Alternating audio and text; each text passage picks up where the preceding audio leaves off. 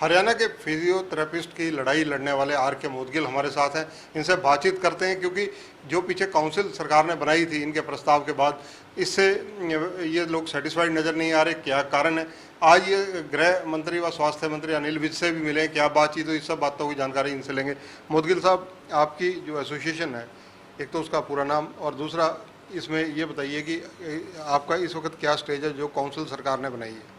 Sir, मैं फ़िलहाल प्रदेश अध्यक्ष हूँ Haryana chartered association of physiotherapist का, और पिछले 10 वर्षों से ये संघर्ष चल रहा था। उसके बाद सरकार ने बड़ा एक शुभ दिन भी आया, काउंसिल भी बनाई, लेकिन कहीं ना कहीं वो पूरे तरीके से जो हम मांग कर रहे थे वो पूरी नहीं हो पाई हमारी। और जो तमाम अलग स्टेट में काउंसिल काम करती हैं, उसी की एनालॉगी पे बनाने का जो ड्राफ्ट हमने दिया था माननीय स्वास्थ्य मंत्री जी को, उसको कहीं ना कहीं माना नहीं गया।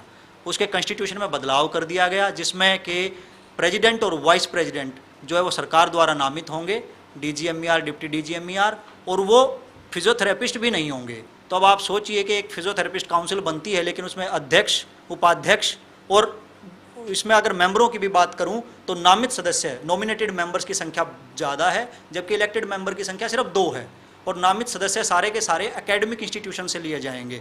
तो आप सोचिए कि प्रदेश में 95% जो है वो क्लिनिकल फिजियोथेरेपिस्ट हैं और 5% एकेडमिशियन हैं, लेकिन काउंसिल में 95% एकेडमिशियन है और 5% क्लिनिशियन है।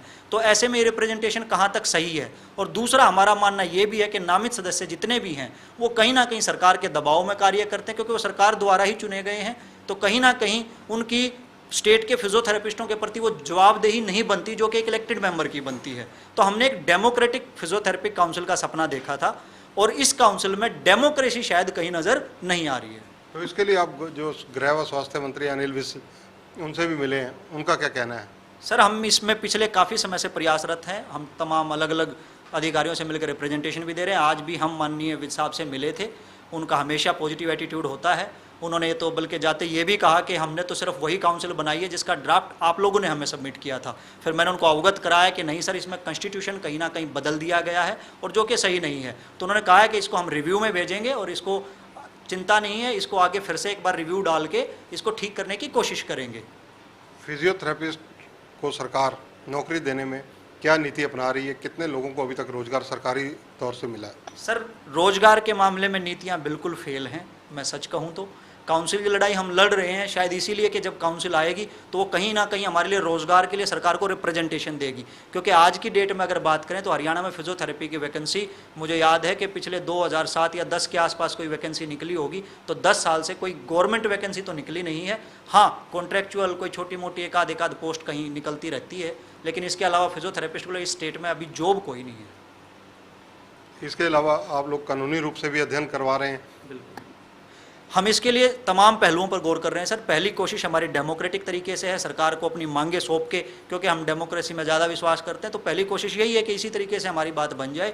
लेकिन अगर किन्हीं भी कारणों के चलते अगर ये डेमोक्रेटिक व्यवस्था से हमारी बात नहीं बनी तो साइड बाई साइड हमने इस ड्राफ्ट को, जो काउंसिल का एक्ट बना है, उस पर कानूनी विशेषज्ञ अपनी जो है स्टडी कर रहे हैं, और कहीं ना कहीं अगर जरूरी हुआ तो हम इसको हाई कोर्ट में आगामी समय में चैलेंज भी करेंगे। बट मौजूदा प्रारूप को किसी भी सूरत में एक्सेप्ट नहीं किया जा सकता, क्योंकि ये किसी भी सूरत में ना प्रदेश के फिजियोथेरेपिस्टों के हित में है और ना प्रदेश में फिजियोथेरेपी की जिनको जरूरत है उन मरीजों के हित में है। टेक्निकली कमियां क्या है इसमें? सर, टेक्निकल कमी यही है कि जो जितने भी स्टेट हैं तमाम में प्रेसिडेंट, वाइस प्रेसिडेंट फिजियोथेरेपिस्ट होते हैं। उनको चुनने का अधिकार फिजियोथेरेपिस्टों को होता है, लेकिन यहाँ ऐसा नहीं है। नामित सदस्यों की संख्या ज़्यादा है, इलेक्टेड की संख्या कम है।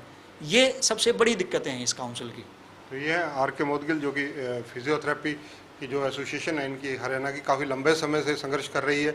रोजगार को लेकर भी इनका संघर्ष चलता रहता है, और साथ ही साथ जिस प्रकार से सरकार के पीछे लगातार चक्कर काट कर इन्होंने अपने प्रयास को सार्थक भी कराने की कोशिश की, लेकिन कहीं ना कहीं इन्हें लगता है कि वो चीज़ें सब इनके लिए इनको संतुष्ट नहीं करती। आने वाले समय में अगर इनको लोकतांत्रिक तरीके से इसका कोई न्याय ना मिला तो ये हरियाणा व पंजाब हाई कोर्ट का रुख भी कर सकते हैं। कैमरामैन सुनील के साथ चंद्रशेखर धरनी, पंजाब केसरी टीवी, चंडीगढ़।